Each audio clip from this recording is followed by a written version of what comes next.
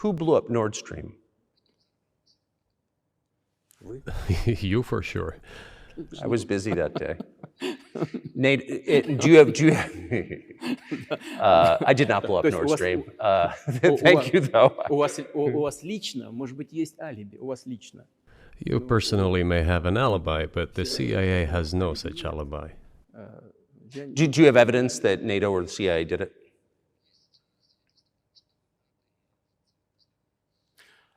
Вы знаете, You know, I won't get into details, but people always say in such cases, look for someone who is interested. But in this case, we should not only look for someone who is interested, but also for someone who has capabilities. Because there may be many people interested, but not all of them are capable of sinking to the bottom of the Baltic Sea and carrying out this explosion. These two components should be connected. Who is interested and who is capable of doing it? But I'm confused. I mean, that's the biggest act of industrial terrorism ever, and it's the largest emission of CO2 in history. Okay, so if you had evidence, and presumably given your security services, your intel services, you would, that NATO, the US, CIA, the West, did this, why wouldn't you present it and win a propaganda victory?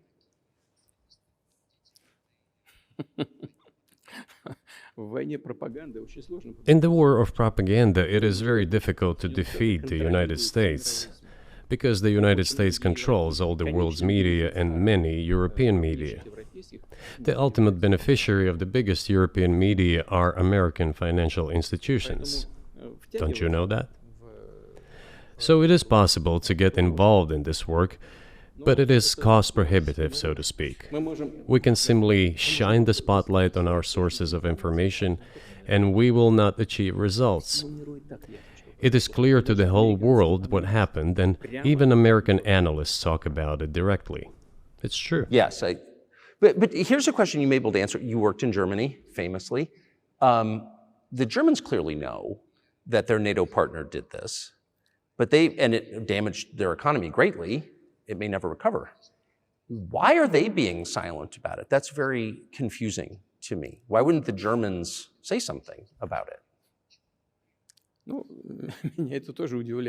This also confuses me.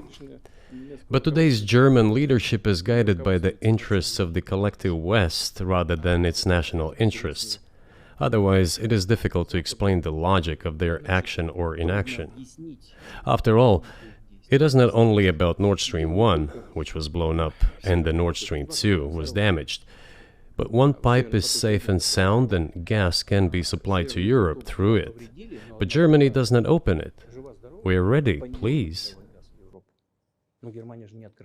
There's another route through Poland, called Yamal Europe, which also allows for large flow. Poland has closed it, but Poland packs from the German hand. It receives money from the pan-European funds, and Germany is the main donor to these pan-European funds. Germany feeds Poland to a certain extent, and they close their route to Germany. Why? I don't understand.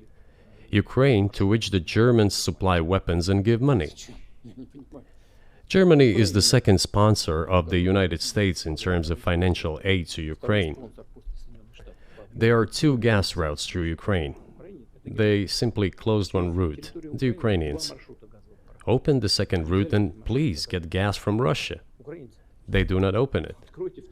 Why don't the Germans say, look guys, we give you money and weapons, open up the valve, please, let the gas from Russia pass through for us. We're buying liquefied gas at exorbitant prices in Europe, which brings the level of our competitiveness and economy in general down to zero. Do you want us to give you money? Let us have the decent existence. Make money for our economy, because this is where the money we give you comes from. They refuse to do so. Why? Ask them. That is what is like in their heads. Those are highly incompetent people. Well, maybe the world is breaking into two hemispheres, one with cheap energy, the other without. And I want to ask you that. If we're now a multipolar world, obviously we are, can you describe the blocks of alliances? Who is in each side, do you think?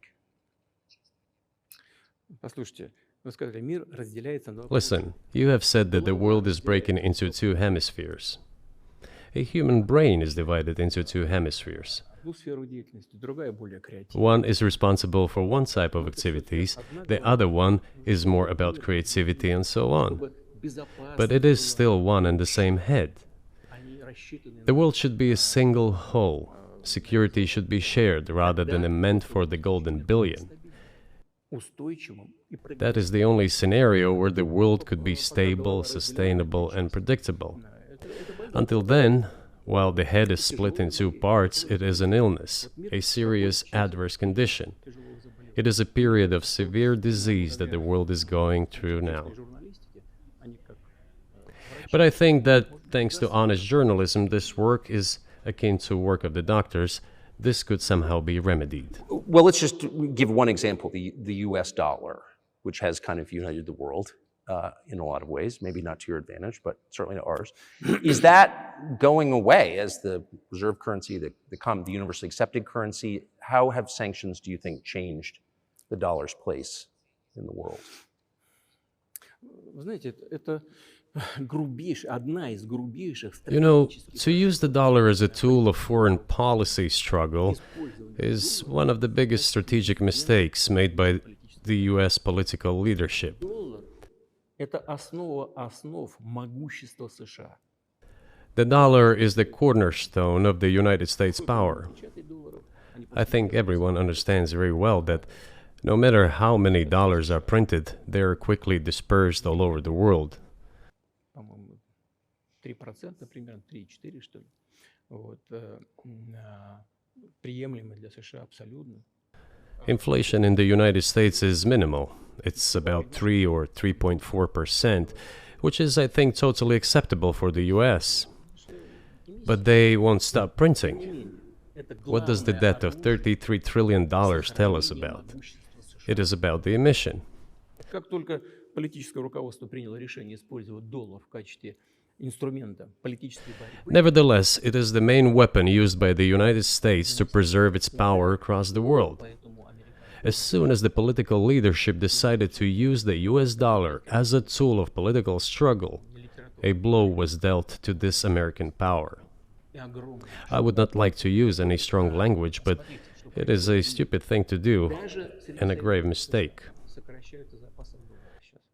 Все смотрят на то, что происходит, и начинают искать возможности. Look at what is going on in the world. Но если в нашей Even the United States allies are now downsizing their dollar reserves. Seeing this, everyone starts looking for ways to protect themselves.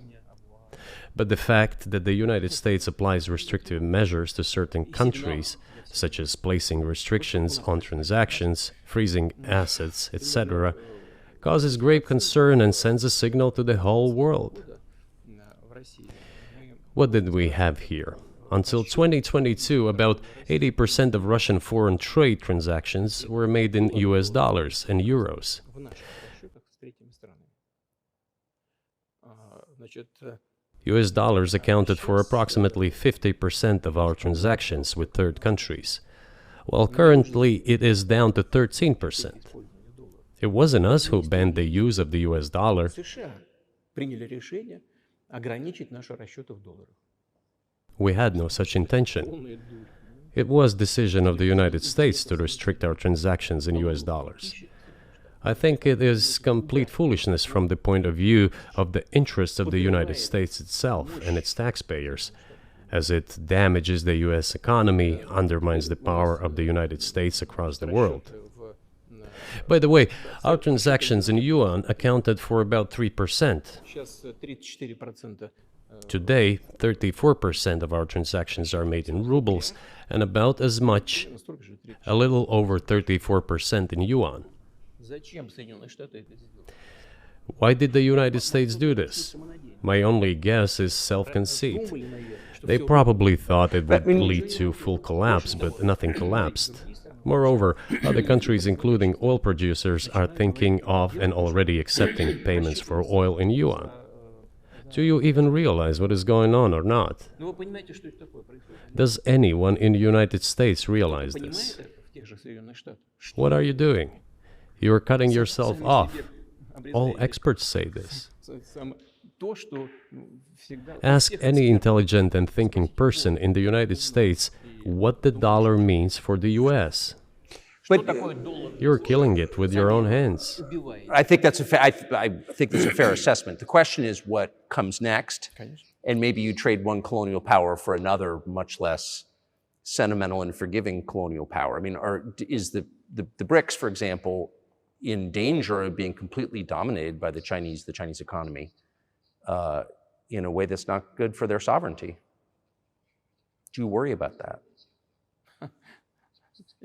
Эти страшилки нам... Well, we have heard those boogeyman stories before. It is a boogeyman story. We're neighbors with China. You cannot choose neighbors just as you cannot choose close relatives. We share a border of 1,000 kilometers with them. This is number one. Second, we have a centuries-long history of coexistence. We're used to it. Third, China's foreign policy philosophy is not aggressive. Its idea is to always look for compromise, and we can see that. The next point is as follows. We are always told the same boogeyman story, and here it goes again, through an euphemistic form, but it is still the same boogeyman story. The cooperation with China keeps increasing. The pace at which China's cooperation with Europe is growing is higher and greater than that of the growth of Chinese-Russian cooperation. Ask Europeans, aren't they afraid? They might be, I don't know. But they are still trying to access China's market at all costs, especially now that they are facing economic problems. Chinese businesses are also exploring the European market. Do Chinese businesses have small presence in the United States? Yes, the political decisions are such that they are trying to limit their cooperation with China. It is to your own detriment, Mr. Tucker, that you are limiting cooperation with China. You are hurting yourself. It is a delicate matter, and there are no silver bullet solutions, just as it is with the dollar. So, before introducing any illegitimate sanctions, illegitimate in terms of the Charter of the United Nations, one should think very carefully. For decision makers, this appears to be a problem.